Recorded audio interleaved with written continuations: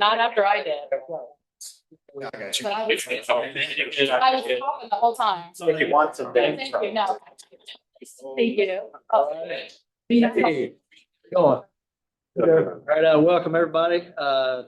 5:02 now. Welcome to the Virginia Planning District Commission meeting today, March 20, 2025. First item we have is welcome to some new members. So I'm just going to read from the list. Lynchburg City Councilor Kurt Demir, Brookneal Mayor Barbara LaPrade, Brookneal Town Manager Craig Hughes, and Appomattox Town Manager Michael Campbell. So welcome. I don't know if you want to speak, introduce yourself. So Sure. Like you said, my name is Mike Campbell. I've been with the town about 6 weeks now. Public Works background. I worked for the Department of Transportation for a while. Just happy to be here, and used to working with the TPO more than the PDC, but I'm sure I'll adjust. So, thank you.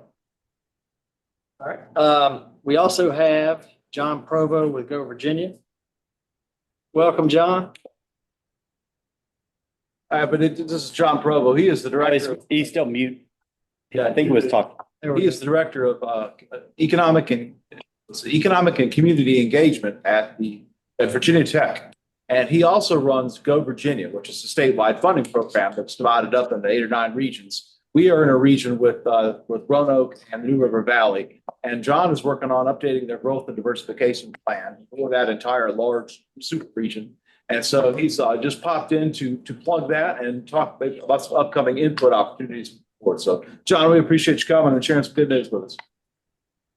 Hey, thanks for giving me a quick minute to bust in on your meeting from out here in cyberspace. Good to see some familiar faces and good to see others engaged in this good work that you guys do. That was a pretty good introduction. I'll add, for those who aren't familiar, the program has funded in Lynchburg a range of projects. I see Megan Lucas there, and we've supported a number of industrial site development projects, as well as some of their development around entrepreneurship. We've funded Central Virginia, the expansion of Central Virginia's community colleges CTE Academy, some expansion at Vector Space, the Bedford Metals Training Project. There's an Appomattox welding project we're supporting. And I think we're here for you and here to help you grow the industries in your region. We can't do that just looking at things on a spreadsheet.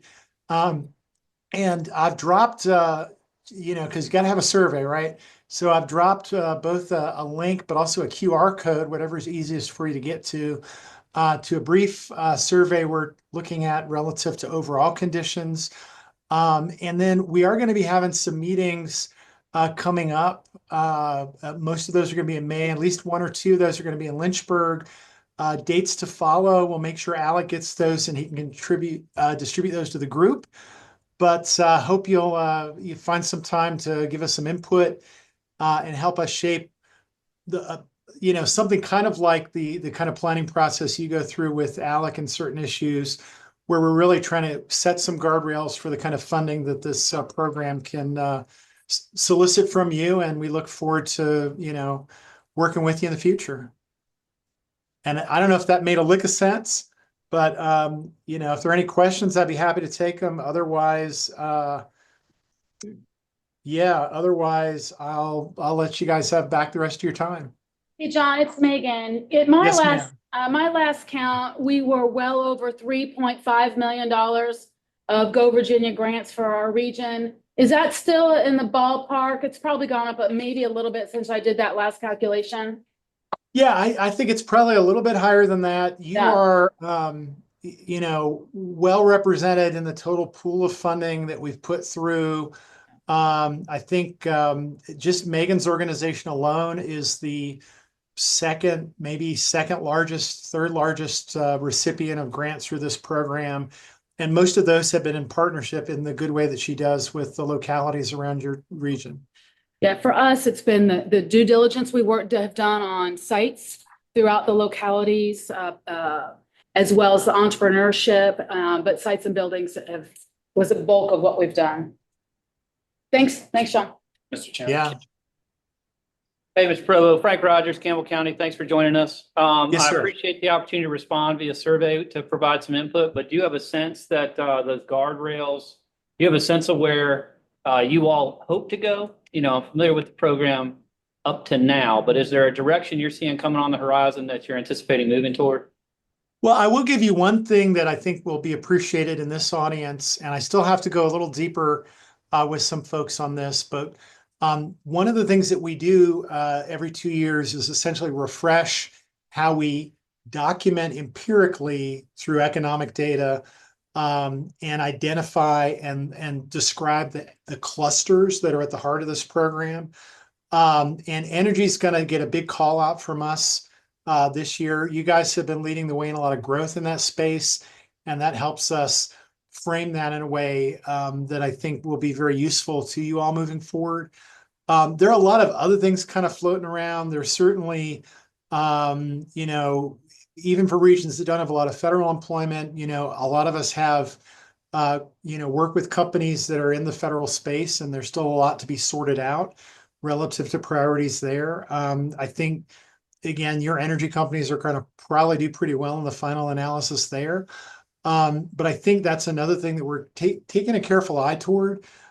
Because, you know, a lot of the funding that we actually spend is on things like workforce. Definitely we do sites and we do entrepreneurship, but overall half the money of the program's gone to workforce. And as you as a region look at things that disrupt current labor market patterns, you know, we can be a tool for you to help manage your way through that. Thank you. Welcome. Any other questions? All right.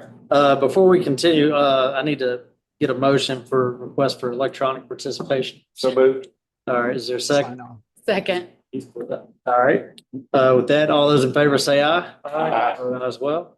All right. I see you're participating electronically. Do you want to introduce yourself? You're on mute.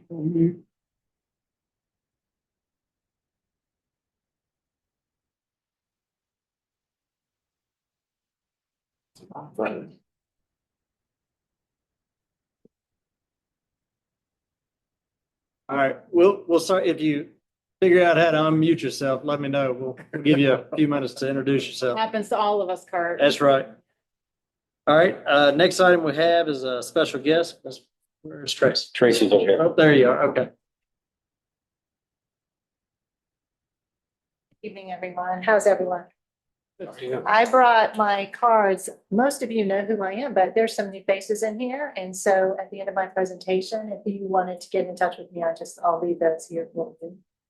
Patty's going to help me out because we might be a little bit outdated with some of our technology in this room. So that might be a hint for a future budget with this group here. But otherwise, she's going to help me out to produce the slides. So yes, a little bit about me. I'm Tracy Bledo, and I used to be an economic developer. John Sharp knows that, and Megan knows that.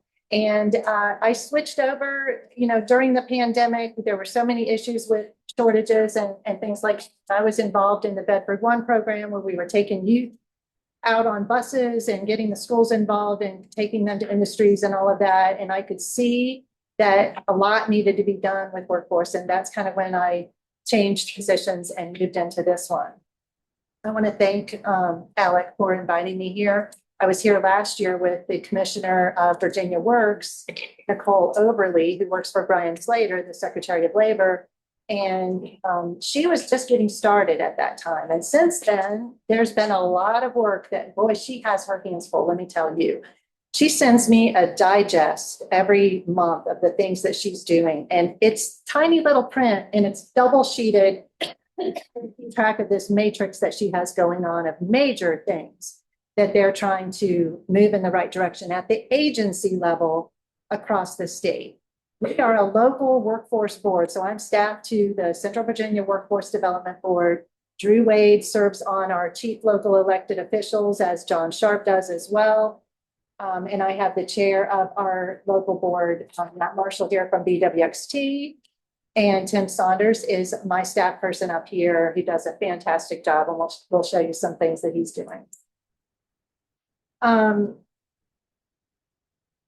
We could go ahead, I think, and show, yeah. So, oh, I didn't even remember that slide was in there, but this shows you that there are 14 workforce boards across the state. And so we are the Central Virginia, and we are aligned with the Economic Development region, with the Community College region, with the Planning Commission region.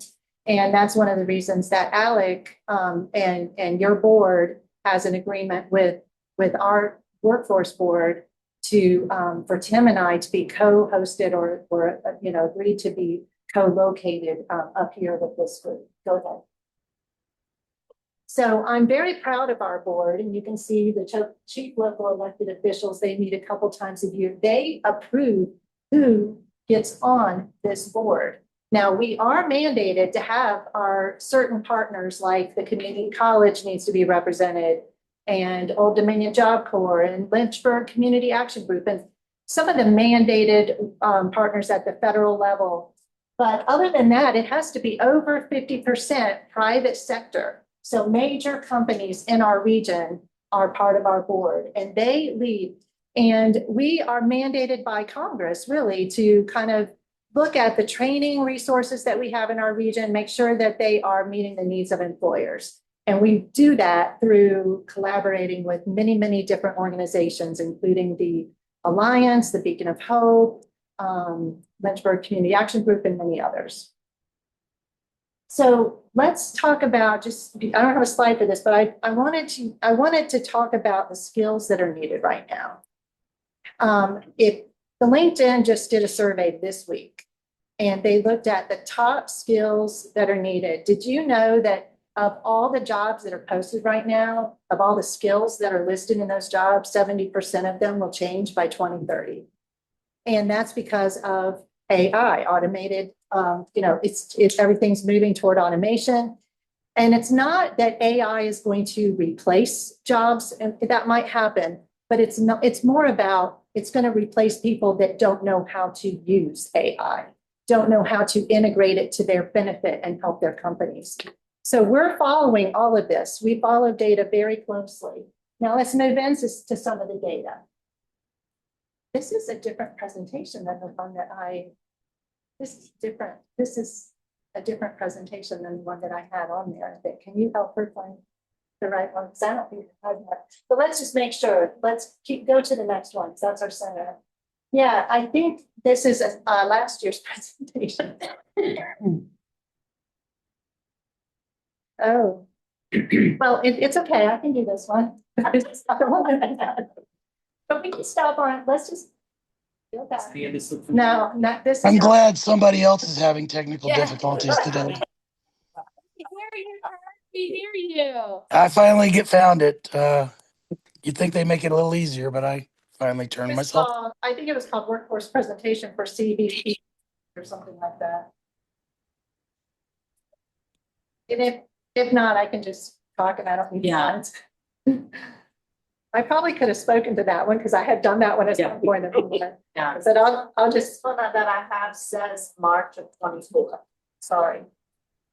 Well, I think he might have removed it. It's okay. Don't worry about it. So you don't need slides, do you? No. PowerPoint slides. Visualize. I do too. Visualize. So the average worker, let's talk about wages. Let's talk about some of the data that we see. Population, you know our population. We're growing a few points every year. But let's talk about kind of the jobs that are out there and what the average wages are. And are they increasing? Are they still increasing? And we've seen some changes here in recent months, and people are feeling a little less. They're not leaving their jobs like they were a couple years ago. They're kind of staying put a little bit better. I'm sure you guys are all seeing that. But the average worker's wages continue to increase. They've increased 4.6% year over year. Even though people are kind of staying in their jobs. The average wages in our region are $53,303. Now that's all the jobs, in an average. But what are they for the nation? They're $72,609. You say, well, we're really underpaying our people. But if you look at the average cost of living, it takes less money to live in this region than it does in LA, New York, Richmond, Virginia Beach. So you can live here making less money, have a bigger yard, have a bigger house, and have a good life with a quality of life. When you look at total workers in our region, what do you think the number one industry is with the most workers? What industry has the most employees in our region? Education. Healthcare. That's close. You got it, John. Healthcare, and then you got it, education. That's second. So healthcare, education, but manufacturing is number three. And we like all three of those, but manufacturing has the higher wages, the higher gross domestic product for products that the value that's going out of our region. And so we focus a lot on the trades that support manufacturers. We focus on community college, and you guys have provided funds for the community college. So you know that a lot of those funds have gone for healthcare and manufacturing. Education is here and it's strong because we have so many colleges. And so there's quite a few jobs in there. And if you look at the workers, healthcare, 17,000 in our region, just our region, not counting Farmville, not counting, but our region. Education services has almost 15,000 workers. Manufacturing has almost 14,000 workers. And that's higher than the state average for manufacturing. That's higher than the US for manufacturing. We can be proud that our region knows how to make things. We know how to produce things. And then retail trade. So you look at the 53,000 that people make versus the 70 some. Why? Because we have a lot of retail trade. We have a lot of hospitality. Those are lower paying jobs. If we can grow more in the higher paying jobs in healthcare, and manufacturing, we're going to see that change a little bit, but yeah. I don't have the slides to kind of walk you through some of the things that we've done, but I do want to bring attention to that we don't do anything in a silo. We have a strategic plan. We're mandated to have a strategic plan, but we did this because we're mandated and because the Lynchburg Alliance wanted to do a workforce plan. We did it together. We're not going to do it separate. So we worked on a lot of the things that we've done the past couple of years that the Alliance has taken a leadership role in. We've benefited from because we were able to come in and use our skills to complement and to partner with them. And that was through the Educator Academy, Educator Workforce Academy, as well as the Worlds of Opportunity. Please, if you have a company or if you know people that you are close to that have companies, we need them to be at the Worlds of Opportunity because I was there and I saw Nat did a great job. BWXT partnered with Aerofin and Buffalo Air. Yeah. And I spent a lot of time in there. These kids go in and they see these hands-on demonstrations that they can put their hands on. They can hammer, they can measure, and they're taught what the proper way to do it.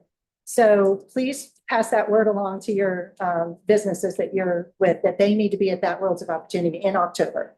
That's in October. And more to come on that. So nuclear energy in our region. You guys, there was an announcement that BWXT, you can speak more to this. You guys have a $2.1 billion contract.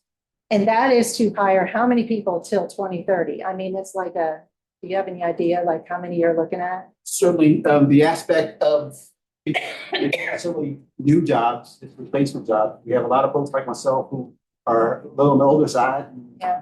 Next 5 or 10 years be moving over. So the numbers. How many years have you been at BWXT? Because I remember you from way back. 20 years. 20 more left. Can you imagine 40 years? Waiting for him to match the spreadsheet. Exactly. I got 5 more years. Yeah. But the thing is that we can't tell you how many people we hired because of that factor. I may stick around for 5 years, I may not. You know? So the numbers could be 100, it could be 1,000.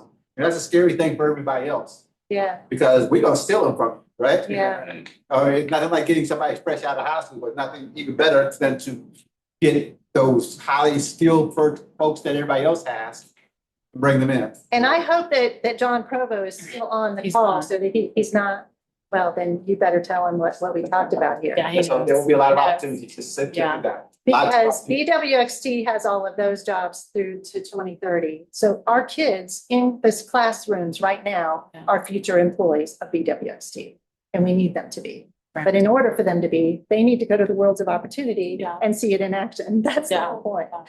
Framatome, same thing. They're hiring 500 people over the next several years. So we've got to get these. And on that, we're coordinating with the schools on curriculum. Kate, there's a curriculum that's been established by the nuclear industry for K through 12 education. And it's a free curriculum bundle. And so we're working to get that into all the school systems.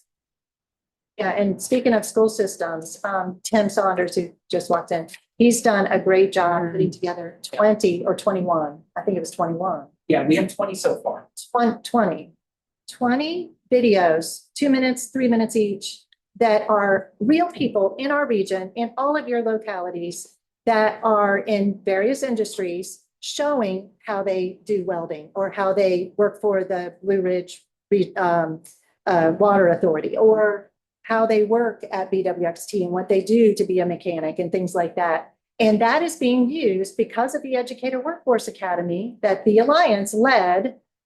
We were able to, Tim used his skills because he's got them, let me tell you. And he worked on these videos so that they can be shown through the Alliance's website and through our website, so that teachers can show them in their classroom. And they can show actual, not just the canned stuff, but real Lynchburg region videos. All the other directors across the state are jealous because we have these abilities in our region, to the point where even VEDP, the Virginia Economic Development Partnership, has hired somebody just like Tim from the background of media, because they're using that for their talent accelerator program that won awards. There's only 3 or 4 in the entire nation that has this talent accelerator program, where they help a new company that's coming to fill all of their jobs through video and through all of that. But we do it right here in Arlington locally with our own talent. One of the things that we do on, with my background in economic development that I'm really proud of, is we have an existing worker training program. So we were able to help pretty much every region that's in this room here, at least one of your companies over the past year and a half, by upskilling their employees. They might have 2 or 5 or 12 employees that they need to be, that they have a new piece of equipment that they need to train. But they are looking for a little bit of assistance because they're squeezed, and that helps them to offset. It also helps retain that company, and it helps retain the employee if their manager is willing to show them that they're covering the cost with our help, covering the cost for them to get leadership training or learning, how to use a machinery, a $1 million piece of machinery. So that's something that we're doing. And we were able to help, how many people did we help in the past year? Since beginning of 2023. Yeah, 48 workers. 48. And that's with an investment of exact dollar amount, but it's in the 40 to $45,000 range. Yeah. So a little bit just for performance, I'm big on performance. I want to see that we're actually serving youth and adults with barriers to employment, because we need everybody in the workforce. We can't afford for them to be on public assistance. We need all of them to be working. So we are measured on how many people we're serving, and are they being trained, and are they earning a credential, and are they getting employed? And they, believe me, they measure us. We just had our monitor here for a whole week, and we're proud to show that we are serving. Last year, we served 107 adults. We serve thousands of people that come into our center. We help them with their resume, or we show them what the jobs are, labor market data. But the ones that we have funding for, federal funds, because we don't have a lot, but we are able to help them get trained and help them get on the job training at employers. And we were able to help 107 adults, 21 dislocated workers, those people that get laid off. So 107 with huge barriers that have public assistance to get off of public assistance, 21 that got laid off to get jobs and on the job training for a new position. And we helped 86 young people between the ages of 16. But I mean, our age groups are 14 to 24, but most of them are working age 16 to 24. And we mostly focus on those kids that just graduated, and we help them because those are the kids that are lost. If they graduate and they don't have a good family environment, then they end up in their mom's basement. So we need to get them out of mom's basement, and those are called out of school youth. And then we focus on getting them actual job skills through work experiences. So that's a little bit about what we do. And I just wanted to hear from you guys. You know your employers. What are you hearing that they need? And how can we all, Megan and I and all of us in this room, how can we help make sure that those employers are getting served? Anybody want to share anything that you're seeing? Companies that are struggling, or have you been out to dinner lately? I mean, I can tell you that restaurants are really seeing it because there are these tools that there's never been a better time to go to the community college because you can get, the General Assembly has approved, as long as it's in the Fast Forward program and you're going to get a credential, the General Assembly puts money toward your school. And if you live in one of the tobacco regions, the 3 counties that have tobacco, you can get tobacco commission grants. So you end up paying almost nothing. And if you filled out the financial aid paper, you're not paying nothing, zero. And you can come out with a welding degree, an electrical degree, and so on. So with all of that, there's no reason that we can't tell this and spread the message, but we need everybody to spread that message to young people, especially. Questions? Because I'm sure that I forgot to say a lot of things since I didn't have my information here. But I think we had a good discussion, but I want to hear from you guys. Anybody? Questions? Drew, you've been kind of on the chief local elected officials for a while. What have you found to be interesting from the workforce discussions? From a BWXT standpoint, Yeah. so I mean, getting the right people in the job. The right people. Thank you for saying that. That is Not just anybody, but the right people. And that can be the right person in a tough situation that we end up assisting, or it could be the kid that always knew he wanted to be a nuclear engineer. It runs the gamut. Yeah. All right. I will say, I know BWXT is aggressive, that my daughter was contacted, she had put out a bunch of resumes. She had already taken a job. 3 months later, she gets contacted by BWXT. She said, no, thanks. I already have this job. Well, HR called her and said, we're not accustomed to people saying no to us. What is going on? And so she actually talked to HR, the company she was working at. And they said, go ahead and interview if you want. It doesn't hurt. So she did. Well, they offered her the job, but with a significant pay increase, but they loved her so much where she was, they matched it immediately. And so thank you. She got 15,000 more a year just because you guys made that phone call. But man, you guys are aggressive. Well, take credit for it. I did look right before this meeting about how many job openings that we have right now in our region. 7,300 right now in the past 30 days, 7,300. And then I looked at kind of those, how many are need certifications? Quite a few. I didn't go down and count them all because I would have had to count like a long list. But it was, I wouldn't say the majority, but I would say at least half of those jobs are requiring a certification of some sort. 4 out of 5 of those top 10 lists were in healthcare. 4 out of 5. Of course, RNs are number one. But 4 out of 5 are healthcare, and CNA was in the top 10 as well. Thank you for your time. Hey, Tracy, just real quick, if I could, it seems to me Campbell County may be a microcosm of BWXT, right? We've got a lot of long-term savvy, skilled employees that can all go. They could have gone and they're sticking around. So I appreciate, no one wants to grow government. Private sector investment is best, but would encourage the workforce board to remember public service. We are having a harder and harder time interesting young people. We cannot make a $15,000 matching offer. And so I suspect there's a growing chasm here between what we need done and who we can get to the table willing to do it. Our story is kind of getting lost in that. So I just put that out there.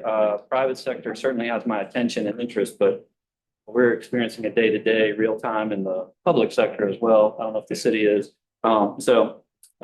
Did you see that the paramedic program was announced with 3 colleges in Virginia, and CVCC has taken the lead on expanding that program? Yeah, I've been at the table for a lot of those conversations. The finance area is one, fewer and fewer folks to be found in those avenues. So anyway, just put it out there for something for everybody to stay aware of. A lot of that with the public sector jobs, I mean, we can hire them 10 out max, getting trained up. VDOT's going to snatch them up, or a construction company will snatch them up because we've already paid for the CDLs and the other operating permits and the health and safety things, because like our waterworks, our sewage treatment and all that, those are skill sets we got to have. And these guys like to scoop them up. Oh yeah, he's already got his cert. I was one of these guys, so I can't complain too much. It's happening across America. A lot of the companies in your situation are seeing that the bigger ones, you spend all that money and all that time with them and they go on, but that's how people do grow their wages and move on. But it's something to think about. Yeah. So we'll say that, BWXT understands that there's that dynamic. And so, I've spent the last 2 weeks in elementary, middle, and high school making that pitch one that, of course, we want them to come to work, but understanding that BWXT is not for everything. So we are actually saying, you have to understand, you walk into a building and you may not see the sun for 8, 9, 10 hours. Some people, that's not the right thing for everybody. So we're trying to tell people early on that, even though we can pay more money than everybody else, I guess, sitting at the table. I'm really good about myself right now. I just like the sunshine. Yeah.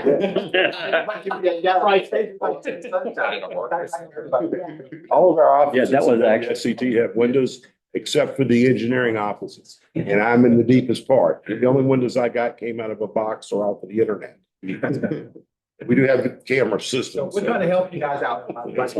Try to tell them, all right, you can go and do these other things. Get the wired up and ready to go. They still hire you. Oh, she was tempted. It's not. All right. Thank you, Trace. So, okay, we can match that. Yeah. Yeah, thank you, Trace. Appreciate it. The lights on. Yeah, I'm fine with it. It's too bright. Next item we have are the minutes from the meeting on January 16th. Is there a motion to approve the minutes? So moved. Motion second. All those in favor say aye. Vote aye as well. Next item we have is 2-year appointments to the executive committee. Pass it over to Alan. Thank you, Mr. Vice Chair. Appreciate the opportunity to speak to this issue. Megan tapped me on the shoulder a couple weeks ago, mentioned that we were due to review the rotation of the executive committee members of the Lynchburg Regional Business Alliance. It's been a while since we did this. Since the PDC last nominated folks to occupy this role, the executive committee meetings have changed from Friday at noon to Thursday, the second Thursday of the month at 3:00 in the afternoon. So just an FYI, the folks who are eligible to participate on the executive committee are the chief administrative officers of those member local governments that are members of both the PDC and the LRBA. Those include 8 folks, and I think only one of them is here right now, which is Frank Rogers. So we could nominate folks in absentia, or we could drop back and punt till the next meeting if that would be more appropriate. Yeah, I think that's more appropriate to wait. You know, we might also consider, so the red team, which is the Regional Economic Development Team, the chair of that team, it rotates alphabetically. So this year, the chair of the red team is Victoria Hanson with Amherst. And then pending is Bedford County next year, which would be Pam. So you could mirror that where the executive board are the chair of the red team equivalent and the incoming. So it could be, could be Jeremy and then Robert on the red team, you know, on the executive board. You know, you could just sort of follow that pattern if you wanted to, versus this conversation. But it's whatever the administrators want to do. And I want to correct myself, Michael too is eligible. as an That's right. administrator of that. That's right. Yeah. Perfect. Yeah. Well, I would suggest we wait, because you have to make sure that everyone will remain eligible. Yes, sir. You need a motion on those lines, or you get to? We could just let us in. All right. Let that, hang out there. Work committee. Next item we have is the organizational reports. Thanks, sir. We have a couple of reports. The first one will come from Sandy Dobbins, who we provided you a financial report that appeared in your packet that describes our financial position through February of this year. So Sandy, do you have any comments or points of interest on the report? I'd like to always see is that actually activity has gone up about 25% last year. Probably due to our additional staffing, we have Patty on board, who's doing a lot of work that's actually overtime. And then here now we have Richard. So we've been able to do more billing, so we have more activity this year. So as far as financial standpoint, everything is good so far this year. Anybody have any questions or concerns? The revenues will catch up in time. Yes, sir. We still do have an opening. We really struggle to find qualified folks on that transportation planner front. And so we have that back out again now. And optimism, we do have quite a few resumes. You know, with the layoffs that are happening at the federal level, maybe we'll get a qualified person from that at the avenue point. And so we'll update you on the next meeting how our progress is on that. But we do have more resumes than we've ever gotten. We posted an opening, and the 3 years, 2.5 years, not 10 years. So we're hopeful to get somebody in here. Skeller and I could really use the help on that front.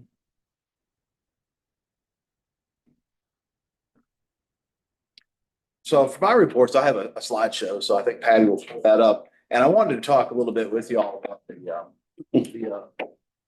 in advance of having the budget there. Every year, the Planning District Commission, by its bylaws, has the executive committee conduct a budget workshop, which we have in April. That'll be the second Thursday of April at 1 o'clock in the afternoon. And the executive committee is comprised of the chair, then Mayor Baltmus is the chair, and then all the chief administrative officers of the localities. And they're responsible for making recommendation to the full commission at its regular meeting in May. So we'll have that for our FY26 budget. With things that are happening with the change in administration and some of the news stories that have come out, I just wanted to give everyone a review of where we are. And just first off the bat, I want to say we've really not experienced any problems or hiccups of any kind relative to funding or revenue streams. So that's good news. I've talked to other folks around the Commonwealth that do get a little nervous from time to time. I am also the chairman of the Virginia Association of MPOs. It's like folks from Hampton Roads, Northern Virginia, to Roanoke, to Bristol even. And so we've had to really monitor this as a group to see what changes might be coming, if any. Like I said, so far we haven't had any problems at all. So even in fact, you mentioned, if those of you all participate in the TPO, you heard Kelly announce that we got a $50,000 subaward in our Thriving Communities program. We just got that notice 10 days ago. So we'll take that as a vote of confidence in what we're doing here in Central Virginia. So my slideshow, I'll just walk through real quickly. Maybe I'll cut the light off again so you can see the slide a little bit better. One of these days we might get a TV, but you know, I bought a new car a few days ago and it's 2017 model. So to me, that's new. So I'm a big partner if I have something through old technology. I'll see what we are throwing away. Like pardon? I'll see what WSCT is throwing away. There you go. That sounds great. So next slide, please, Patty. So these are the regional organizations that fall under our umbrella. And the Region 2000 Services Authority and the Central Virginia Radio Communications Board are primarily locally funded. They may apply for grants from time to time, but those are not affected by anything that might happen with the federal government. On the left, Virginia Career Works. I had Tracy. I wanted her to come speak tonight in part to assure you that things are consistent there. And Connecting VA is a rebranded commuter assistance program. That's funded by DRPT, and then the CVTPO. TPO is a federal. We house an entity, the CVTPO, which is a federally designated transportation planning organization. It's federally funded and it has a mandate to plan, prioritize, and program projects in Central Virginia. So that is, we get a little over $500,000 a year, and this is all metropolitan areas that have 50,000 people or more get this. So there are 15 NPOs in the Commonwealth. And I mentioned I'm the chair of those right there. So that's an important resource to help connect you to projects. So Chris Winstead was here earlier, mentioned Smart Scale. There's $80 million or something like that in this round 6 alone, the Smart Scale coming to Central Virginia. Those projects have to be programmed in our Metropolitan Transportation Improvements Program in order to be eligible for that funding, because the state commingles state and federal dollars for Smart Scale. So next slide, please. So I'll talk a little bit about the Planning District Commission itself, because that's the purview of this board here. You see the different federal agencies that provide us funding. Some of them provide us that funding directly. Some of them provide it to us indirectly. That means that the Commonwealth passes it through to us. So we have US DOT funding. I mentioned we have not just the TPO, but also that Safety Action Plan and the Thriving Communities Project I mentioned. We have money through US EDA that will be coming for our Comprehensive Economic Development Strategy. We had John Provo on there because our SEDS will marry up with the Growth and Diversification Plan that they're working on. US EPA funded our Brownfields program. Kelly just talked with the program manager, Christian Smith, a couple of days ago. They're not expecting any disruption at all in their program. We had the gentleman from the far Southwest PDC went up and spoke in Congress in support of this program just 2 weeks ago, I think, and that was well received. We have the money that we get through HUD is circuitous. HUD passes through a community development block grant to the states, and then localities compete for those monies to the Commonwealth, and then we, as PDC staff, we administrate those on behalf of member local governments. So it's a circuitous way that we benefit from CDBG projects, but again, we're not expecting any disruptions on that front. It's full steam ahead. And then finally, the Federal Emergency Management Agency I've just talked with them a couple of days ago too. We have a hazard mitigation plan, or an update to that plan is due. That helps us look at how do we deal with flooding challenges and avoid those things before they happen. Again, we're full steam ahead on all of those projects for the coming fiscal year. So you'll see all those projects budgeted when you see that's your next meeting. You'll see a budget and you see all those items in there. Next slide. I mentioned the Thriving Communities. What that is a look at the connection between Main Street and the Amtrak station where the GLTC transfer is. The property on the bottom is an old A&P store. That was built in 1930. It's on the market now. I hope that this might be a higher and better use and 95 years later. So what we have there is technical assistance being provided by US DOT to look at public improvements that might facilitate redevelopment of that property. So it's an interesting opportunity. So the views there are on the left side, you see southeast from the A&P property towards our building here. And then on the right side, you see it looking up 12th Street it's northwest towards our building from A&P, and then it's southeast from down towards Liberty University on the right side. Just for a scale of what we're talking about. So it's an exciting project. We were one of two projects in Virginia to get this nomination. There were 53 nationwide, so a neat recognition. And with the $50,000 sum award, it's like, felt like pretty good about that. Next slide. Some upcoming things of interest. Just, I guess this is a stream of consciousness PowerPoint presentation, so forgive me for that. Some of the things are also being funded. You all will recall that we tried to have a regional gathering in Alta Vista in February. It was snowed out. So we were looking for another date. I would like to try to find something to stack it with to encourage attendance. So what I'm thinking is that we might could have a comprehensive economic development strategy committee meeting in Alta Vista in the next few months. We've got to stand up that sets process, requires a committee. It's government, everything requires a committee. But we'll find it, an excuse to get together, and the Spark Center that they have down there in Alta Vista is a wonderful resource. That's worth seeing, especially for smaller communities. They're wondering how to encourage entrepreneurship. And the mayor Mayor Bennett sends his regards tonight. They have a budget workshop. That's why he's not here. But he'll certainly be back in May. The sense there, it has a mitigation plan update. The housing summit, Kelly mentioned that very briefly at the TPO meeting. We are planning a housing summit. We're working with the LRBA to put that on. And the idea is sort of housing for all. We have Safe Streets for All. We'll have housing for all. Other PDCs have had this event, and it's about communicating to housing providers, affordable housing providers, what resources are available to help them get affordable units, income restricted units on the ground. That's like Charlottesville, Fredericksburg are looking at that. And the South Side, they're looking at how do we get builders to come to our rural localities, right? And so they have a program developed around that. We have kind of a mix of interesting challenges, right? We have a little bit of a housing challenge here, not as bad as Charlottesville, obviously. We have issues with attracting developers, say down in Alta Vista, but in the center of Virginia, it's a little bit in the center of our region, it's a little bit different.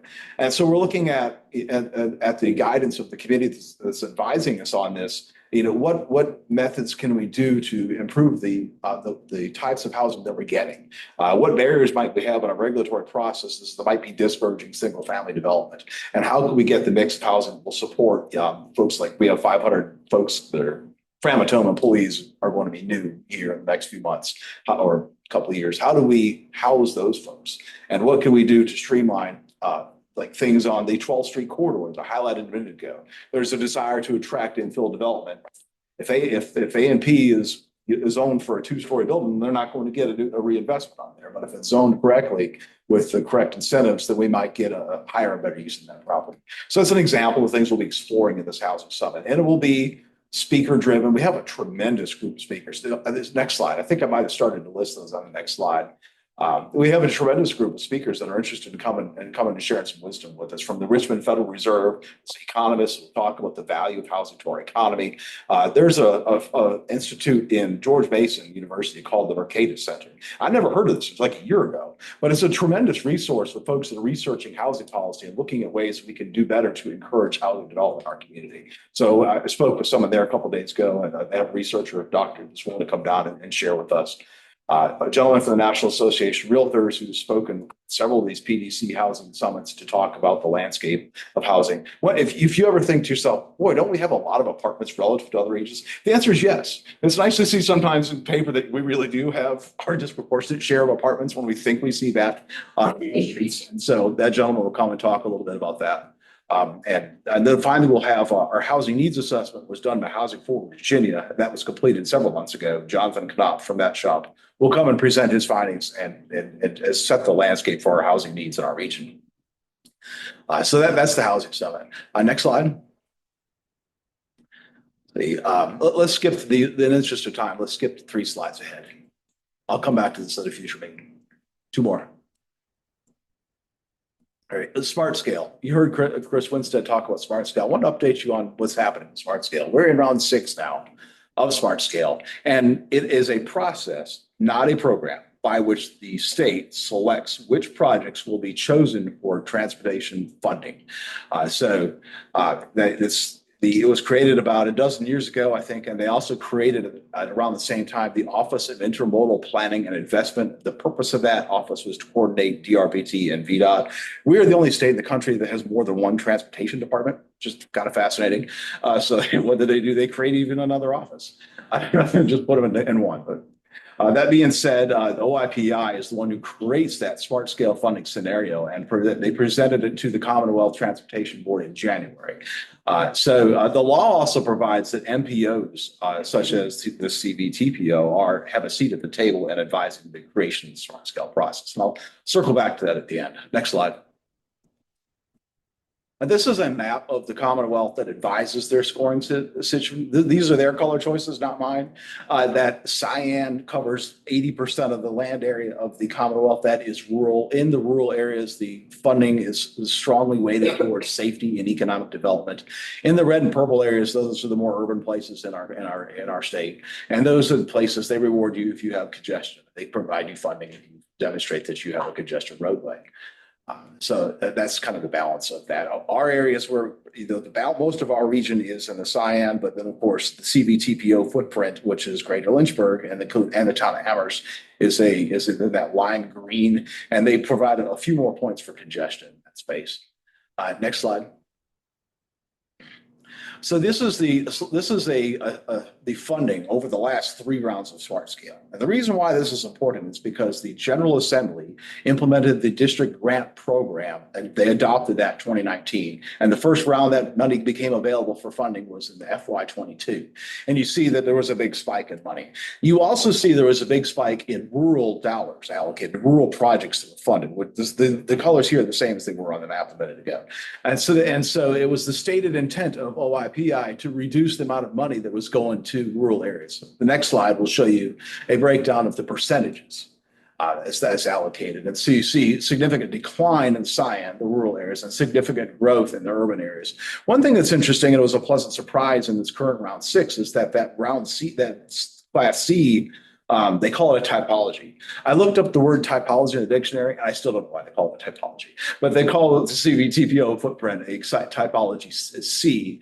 And we are in there with several other small MPOs like Harrisonburg and Winchester and such. And the reason why there's a big surge there is because the Tri-Cities MPO in Petersburg got a whole bunch of money for the I-85-95 interchange. They also got a big project in Hopewell. And so you might be familiar with that. Yeah, I did that. Okay, well, congratulations. So we're going to need you to write Smart Scale applications. Well, the issue with Smart Scale is that they don't tell you what the scoring system is until after you've applied. So that's a little difficult. Thank you, Whippy. But yeah, that was, I got that. And what I thought was interesting too is y'all bundled up projects, working with in a way that was successful, right? In the previous rounds, there was a lot of frustration at the state about all these little projects coming in. So they said they wanted bigger projects, and so you were able to bundle all those projects up. Winston Churchill Drive, and it went to school well. So it's an important lesson going forward to know for localities in our region to know that we've got to bundle up some bigger projects. And the MPO may be a path to getting that done. I was worried that small MPOs would be completely shut out around, and that wasn't the case. Harrisonburg got a project, Tri-Cities, Petersburg got a project, and Winchester got a project. Winchester has a lot of growth, therefore some congestion. But nevertheless, that was a good sign. Next slide. This was the round 6 for our region. You see the 4 projects that were funded. One thing that's worth noting is that every round, the projects in our area, in the Lynchburg Construction District, so Bedford is in the Salem Construction District, the Lynchburg Construction District always has the lowest scored funded projects in the Commonwealth every year. When you hear about OIPI wants to take money out of rural areas, we need to be mindful of this. This is why I'm sharing it, because it's, we could get down in the weeds of transportation funding. I'm sure you don't want to do that. But from a high level policy standpoint, know when the state says, know when the staff of the Secretary of Transportation says he wants to take money away from rural areas, know that that hurts us. We've got to keep the money, we've got to protect the General Assembly and say, this is money that's coming to the Lynchburg District, and we need to keep it so that our projects get funded. So the projects in white are the ones that were funded, the ones in black did not. That's a big one down at Danville to support the Berry Hill mega site that didn't get funded. It didn't school well enough. It was in the high priority project and it competed statewide, and that's why it got skipped over. Next slide. And if you wonder why regional coordination is important, this is the Fredericksburg district. And if you all know the Fredericksburg area, the counties there don't get along so well. And so Spotsylvania County submitted an application to the district grant program that it consumed $57 million. It was eligible for HPP, the statewide pot, and would have been funded in the statewide pot, but they didn't talk to anybody. They submitted it. And all those projects that are down below, all those projects in black would have been funded, including another project in Spotsylvania, had they coordinated and submitted at the HPP level for that project. So that's the value of regional coordination. So if we have a big project, say like, it may be in the future, we're applying for something on the Lynchburg Expressway, there will be a value to see if we can't position that for HPP projects so we don't consume all the money in the district grant program that would fund the roundabouts and turn lanes and such that are often funded through district grant program. So just an important thing to keep in mind. And also keep in mind too, that the HPP thing, it's the next slide, please. The HPP thing, the OIPI recently tightened up the definition of that. And you all remember me complaining last year that they restricted the PDC, the TPO, and transit agencies like GLTC. They restrict our ability to chase those funds. And they even admitted that the HPP definition was too narrow at the meeting that they had on Tuesday. So they know that there's a challenge with getting those monies deployed because of the narrowness of the HPP designation. It was relative to another program, but still. So those are just some things to keep in mind. One thing that was interesting I learned also on Tuesday is that safety is not in the code. There is a belief at OIPI that there is a separate pot for safety that's not in smart scale. And so we need to be wary of that. So if you're looking for more encroachment onto the access to safety dollars for our region, that's another place where it could come. So we've got to stay on top of this. I watch all these CTV meetings. I try to stay on top of it. I mentioned that the MPOs by law have a seat at the table when it comes to smart scale scoring process. OIPI will not avail us of that seat. So the executive committee of AMPO is going to write a letter asking that we be included. And really my colleagues on the executive committee are pushing me to do this, to write a letter to the Secretary of Transportation, asking them to allow us a seat at the table to participate in the development scoring system. So we'll see how that goes. So that's just some highlights that I would just need for y'all as policymakers to be advised of. The purpose of the MPO is to, like I said, plan and prioritize projects. And, we need to be mindful of the resources that are available to that and we're again, federally designated authorization to do this. And the state is doing it also. And it's something we need to be mindful of so we can continue to benefit from the program that the General Assembly has set out for. Next slide. That's it. Next meeting is April 10th, executive committee meeting to review the budget, as I said, full executive committee, full commission on May 15th. And we'll get together with our programmatic efforts for the coming year. So Kelly mentioned having a drawl and talking slow. If I talk with my normal country accent, nobody can understand me. So I just talk fast and explain as I can. So forgive me if I'm not most intelligible at times. Appreciate your interest and attention. One last thing I have too, this is a pile up the press too. Has anybody ever heard of building opportunities on Main Street? So this is something that the Tobacco Commission wants to implement in its footprint. It is eligible for towns open. So Michael and Richard, I know exactly what's on this slide. So right now, Blaine, it's for the Tobacco Commission, but if you'd like to take this, I could get you fit into it. You pass it on the other side. So I've got a call on that tomorrow. I'll learn more than this slide, Phil. We'll see if we can get you in. But it's a Tobacco Commission project. They want to look at towns that have historic districts and what they can do to encourage reuse of historic properties in towns. So I'll be contacting Alpha Vista, Brookneal, and Bedford offline. That's what I got. Talk fast. It's 2 minutes to 6. What y'all got? Any questions? Concerns? I just wanted to add a little bit to that for the MPO thing. So I'm not sure, obviously, out here in our district, what percentage of our funds are going back to Richmond and not making it back into the region. But it was a major concern in the Tri-Cities MPO area. And so after 3 years of beating people over the head, they are starting the process of copying the CVTA. They're creating a transportation authority. And I would tell you that the entire state needs to go that way. The entire state needs to be looking at localizing the funds for transportation to take the control back from the state. I don't know how many of you are familiar with the CVTA. There's a Fredericksburg, there's the Hampton Roads Transportation Authority. But through whatever mechanism you choose for CVTA, it's sales and gas tax. A portion of the money goes back to the locality for them to spend on transportation, however it is they see fit. A portion of the money goes into the pot for applications like Smart Scale, just like, but the idea is we get to determine, or you would get to determine the scoring criteria. So this is something that the legislature has to approve, so it's a process. But they've done it 3 times and they're gonna do it a 4th for the Tri-Cities. And I would imagine in 20 years, there won't be a portion of the state that isn't under its own, local transportation authority. So it's just something I wanted to put a bug in your ears right now, as soon as I meet you all, because it takes time, but it's worth pursuing because Whitby is not cooperative. Yeah, thanks for that, Michael. Alec, I think you brought the Transportation Authority up some time ago. And it seems to me that local money on projects is really getting heavily weighted toward drawing down those grant monies. And so the localities that have the Transportation Authority are better positioned from a money standpoint to make applications to match it. But I think one of the challenges we had here was this separate authority, quasi-governmental, additional taxes and fees, right? How has that been crossed other places? Well, the fees, again, different folks have done it different ways. There's different ways you can get it done. I think Fredericksburg actually attempted to do it with personal property tax. But the CVTA monies were monies that were otherwise going to the state that have been the portion of them were redirected into this authority.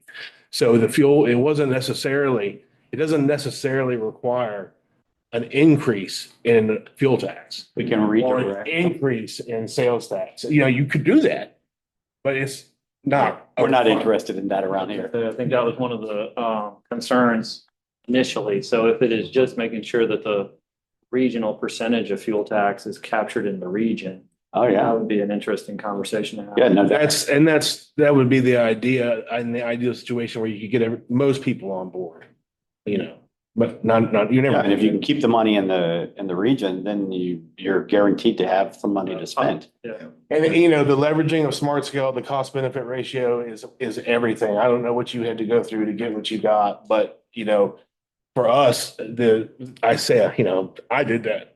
The truth of the matter is that we had a lot of studies and grants involved in providing the information, and we had pipeline. So we were advantaged in that way. And if you don't have those, then you typically need to be able to put a large percentage down. So, yeah, I appreciate that, Michael. Alec, could I ask staff to sort of give me an updated, because I think I just put that concept in park a while back, thinking it was going to be additional taxes. An updated sort of white paper on that, what it is and what's required. So that's sort of a new perspective on it. I'd like a little more legwork on it if I'm not being presumptuous here, but. No, I just certainly think we should explore it. That's all. appreciate that. Yeah. Even if it doesn't go anywhere, my public works background, I've been messing with VDOT for 17 years. And while they can be great partners, and they are great partners a lot of the time, when it comes to this grant funding stuff, we'd be just so much more better positioned to have a little bit more control. Just more information. Yes, sir. Just real briefly, I'm sure everybody in the room knows, but the governor started releasing the bills yesterday. So they started coming out yesterday. There's a couple that they thought would be vetoed today, like this evening. It's today, but I was just letting everybody know in case they didn't know. I figured you already knew.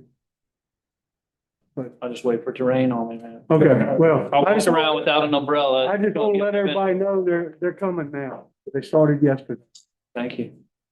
And I'd just like to, is it matters from the Not board? yet. We haven't. Oh, I'm sorry. I thought we were there. Just questions on the directors Oh, okay. Well, we kind of jumped all over that. a little bit. All right, moving I don't have any on. questions, but I do want to thank him for it. Every once in a while, having sort of a step Yeah. back through it kind of helps me reorganize how it all works together. So thank you for that. All right, moving on to other business, regional roundtable. Before we get there, is Kurt still on? Last I saw him, he was driving down the I road. know, I'm wondering how. And he's gone. Okay. Scratch that. So, anything anybody wants to say? Yes, I don't know if anyone had an opportunity to hear my interview earlier this week on WLNI, but we are well aware that the General Assembly is discussing making zoning decisions for rural localities with respect to siting commercial solar. And whether you want to see tons of solar or you hate solar, that's irrelevant to me. What is relevant, I think, is local control when it comes to zoning. And you need to understand there's a tremendous amount of money that is being invested in this right now. The General Assembly's at stake, the governorship's at stake. I can't remember the name of the group, but if you go to VPAP and the top 10 in donations, it's a group, I believe it's called Virginia Clean Energy or something like that. But anyway, they've given $250,000 just recently to Abigail Spanberger's race for governor. There's a guy, I think Jay Jones maybe, who's running for Attorney General. They gave $250,000 to him. Of course, they've given money to Cree Deeds, and Cree Deeds has a tremendous amount of donors on VPAP for this type of thing. But they're going to expect results for that investment. And they've already said that if a local government doesn't want to do this, then they are going to do it for them. And I believe that they are, if they win in November, this is coming, and we have to prepare ourselves for it. So in Bedford County, we're talking about setting $100,000 aside this year, hoping we do not have to spend it. However, we're prepared to spend it. And what we would like to see is other localities, especially ones that might be in the crosshairs of Richmond, to do something similar in preparation to be able to pay the attorney fees that would be required to take this all the way to the Supreme Court. Because in the end, we don't believe that the state government knows enough about local zoning. We've got a comprehensive plan that defends and protects agriculture. I've got businesses that are all built up around supporting agriculture. I've got a tourism industry at Smith Mountain Lake that would be adversely affected by this. I've got an environment that would be adversely affected due to our rolling topography. There are so many downsides to this. Bedford County, we believe, is not the location for commercial solar because of the runoff, because of the economic impact for all of these businesses. But we have to be prepared to defend ourselves. So I just would like to invite you guys to take that under consideration, take it back to your boards. Maybe you're not going to put 100,000 aside, but maybe you'll consider something and send a message to us. And if we can put together a coalition, it might send the message to Richmond. Let's back off and not do this. I mean, that's my hope, that we don't have to spend this money. I don't really like to pay attorneys for things, but every once in a while, you can't run from the fight. And we're not going to roll over in Bedford County, and I'm asking others to join us. So anyway, that's it. Yes, sir. Anybody else have anything? All right, seeing none, is there a motion to adjourn? Motion second. Second. All in favor, say aye. Aye. We're adjourned. Thank you.